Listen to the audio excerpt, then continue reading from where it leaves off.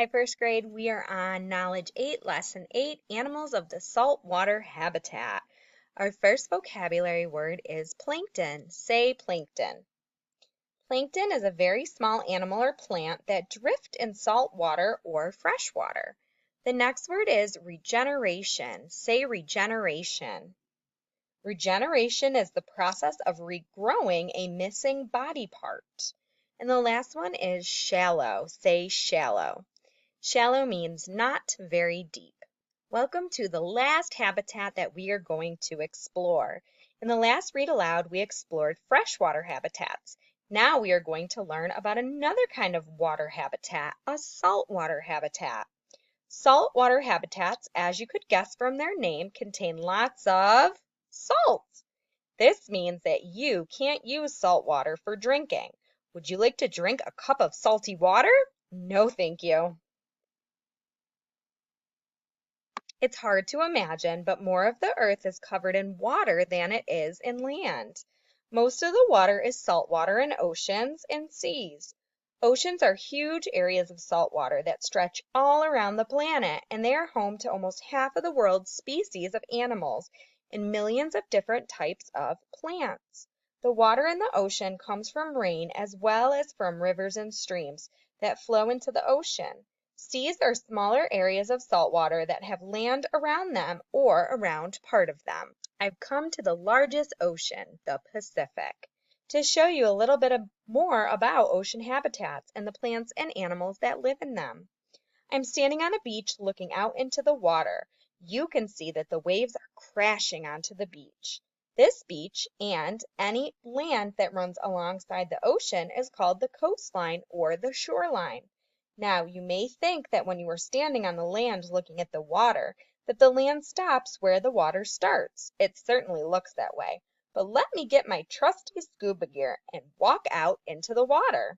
Now that I'm here, I'm still standing on land. It's just that the land is under the water. The land slopes downward the further I go out into the water, which means the water is getting deeper and deeper. The interesting thing about the ocean floor, which is the land under the ocean water, is that it is not flat. As on land, the earth beneath the ocean waters have both mountains and valleys. This makes some areas of the water in the ocean deeper than others. The Pacific Ocean is full of both plant and animal life, but not all of them share the same space. The conditions under the water are very different in various places. Some parts are deep and some parts are shallow. There are cool parts and there are warm parts. Some are dark and some are full of light. There are plants and animals in nearly every single part of the ocean. Some in the deep, open waters far from the land and some in the shallow waters closer to the shore. Some animals, like turtles, jellyfish, and crabs, live closer to the shore where it's shallower and warmer. Some animals like it better near the surface of the water, and others prefer to live down at the very bottom of the ocean, on the deep ocean floor. They have all adapted to the conditions of their habitats. For example, the animals that live in the deeper parts of the ocean have had to adapt to total darkness because the sun's light just cannot reach that deep. Some fish, like the devilfish, have very large mouths and sharp teeth so that they can catch their prey as easily as possible. Other sea creatures have feelers on their bodies that help them feel where their food is. And some animals make their own light with special chemicals in their bodies, like when you carry a flashlight in the dark. I have now arrived at a special part of a saltwater habitat called a coral reef, which is made up of many tiny animals called corals. Corals stay in one place all their adult lives. They have stomachs and mouths and even skeletons. These skeletons can be on the inside or outside of the coral animals and are also called coral. When the coral animal dies, its skeleton remains in place and other coral animals will come and live on top of the old skeletons. The colony in which the coral lives is called the coral reef. I'm here in the Pacific Ocean in an area of a coral reef. In addition to the coral, there are many other kinds of animals around a reef. I have found everything from fish to shellfish to octopi and sharks to snails and turtles. Here is an animal that lies in and around the coral reef and whose name most of you can probably guess based on its shape. It's a starfish. This starfish, also known as a sea star, has 5 arms, which makes it look just like a star. Although it is called a starfish, it's not actually a fish. It belongs to a group of animals that have a spiny skin all over their bodies. If I touch a starfish, I can feel that its body is covered with tiny hard bumps that help protect it from its predators, such as sharks, manta rays, and other fish. Starfish are also able to protect themselves in another amazing way. If another animal actually catches and bites off one of the starfish's arms, the starfish will not die, and it can still escape. In time, a new arm will grow back to replace the missing arm. When an animal regrows a missing body part, it is called regeneration. The starfish does not swim. It crawls very slowly along the ocean floor using hundreds of tiny little tube feet. These feet attach to whatever the starfish is crawling over. As it crawls along the floor, the starfish is always on the lookout for food. The starfish's prey includes fish, snails, clams, oysters, and crabs. Here is another animal that lives in salt water. This shellfish is called a lobster. Lobsters live on the ocean floor in openings between rocks.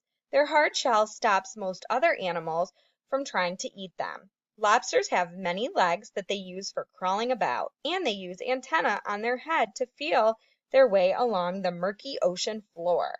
I have to watch out for the lobster's claws. They are called pinchers, and they are very strong. The lobster uses them to defend itself against its prey and to catch and crush its own food. Lobsters are carnivores. They eat fish, worms, and other shellfish. I'm going to move out of the way of this lobster before I get squeezed. Looks like I moved right into the path of another predator. This is a hammerhead shark. If you take a look, you can see how the hammerhead got its name. Its head is very thick, and it looks like a hammer from above, with an eye and a nostril on each end. The hammerhead shark is a large fish, growing up to 20 feet long and weighing over 500 pounds. That's about the same weight as 10 first graders. Hammerheads like to live in warm water, so they are mostly found near the coast where the waters are shallow and warmer. Sharks are carnivores. The hammerhead's favorite food is a fish called a ray, but it also likes to eat octopus, lobster, crab, and fish, including other sharks. But most sharks have smooth and slender bodies, which help them swim fast. Their mouths are full of sharp teeth to help them catch prey. Let's go back up to the surface. There's a sea animal I'm sure you'll want to see, but we have to travel further out to the sea, away from the coral reef and into deeper water to see it. This amazing creature is the biggest animal in the world. It is a blue whale. Blue whales have blue-gray skin and are covered in a layer of blubber that helps keep them warm in the frigid ocean depths. Do you remember what blubber is? It's a layer of fat that some animals have under their skin that helps keep them warm. Blue whales are so big that they can weigh as much as 25 elephants. In fact, blue whales are the biggest animals known to have lived on Earth, even bigger than dinosaurs. The blue whale spends all of its time living in the deep water, but unlike fish, it can't breathe underwater because it does not have gills. It needs to breathe air just like we do. The blue whale can hold its breath and stay underwater for as long as 30 minutes before eventually coming up for air. It breathes using blowholes on the top of its head. Sometimes when it does come up for air, it breathes out a huge fountain of water from the blowholes. Blue whales are carnivores. They eat lots of food to build up their blubber during the summer months when food is easy to find. Blue whales eat teeny tiny little sea creatures called plankton. The plankton that blue whales eat are small shrimp-like and like shellfish that are about the size of your little finger.